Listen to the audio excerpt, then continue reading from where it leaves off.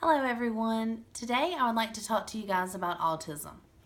Autism is a complex brain disorder characterized by difficulty in social interaction, verbal and nonverbal communication, and repetitive behavior.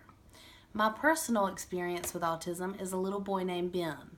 His mother is a very good friend of mine, and also he's really good friends with my little girl Charlie because they were born only 6 weeks apart and have practically grown up together. Ben was diagnosed with autism at the age of 3, which is typically the earliest you can get a formal diagnosis. And his mother, my friend Lindsay, had so many questions. There are so many children diagnosed with autism, yet still professionals cannot answer so many questions. Seeing my friend Lindsay go through this made me want to understand autism more. Autism robs families of so many things they want for their children to have and experience throughout their lives. In order to better understand this brain disorder, I needed to learn more facts, signs and symptoms, and possible treatment options for this epidemic that affects Ben and so many other children today. Finding out some facts was a good start for me in understanding autism. I found out some interesting things, such as 1 out of every 68 children are living with some form of autism, which is a really high number that continues to grow each year. It is also more common in boys than it is girls. Autism ranges from very severe to very high functioning, so there's a big spectrum in between.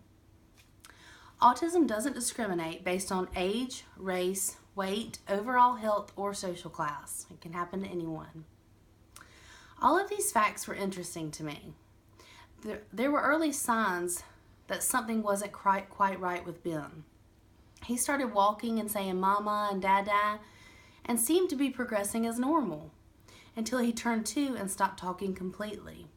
His mother was really concerned when he stopped answering to his name and stopped making eye contact altogether.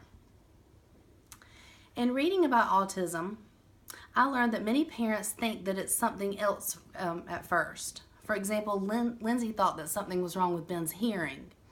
When that was ruled out, her doctor told her that it was possibly autism. It is important for all parents to know some common signs and warning signs of autism, such as difficulty with social interaction, as I said before, lack of eye contact, difficulty in verbal and nonverbal communication, repetitive behavior such as hand flapping, rocking, or turning in circles. Difficulty giving or receiving affection is also another one. All of this made perfect sense. Ben did all of those things. He would focus in on one thing and tune everything else out. Like how a child would normally play with a truck, he would turn it over and just spin the wheels. Once his diagnosis was made, the next step was finding out what therapies were available to him and how they would benefit him and his quality of life for the future. There were some options available, such as speech therapy. According to WebMD, 40% of autistic children will never learn to speak. Speech therapy is said to be very important in addressing a wide range of communication problems for children with autism, such as teaching verbal and nonverbal cues, facial expressions, tone of voice, and body language. Another is occupational therapy. Occupational therapists study human growth and development. They set goals for them that involve social interaction, behavior, and classroom performance. They help these children by using evaluation and therapy.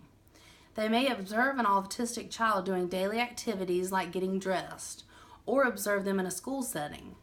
Then they see what they have to work with and go from there. Another therapy for children with autism is ABA, which stands for Applied Behavioral Analysis.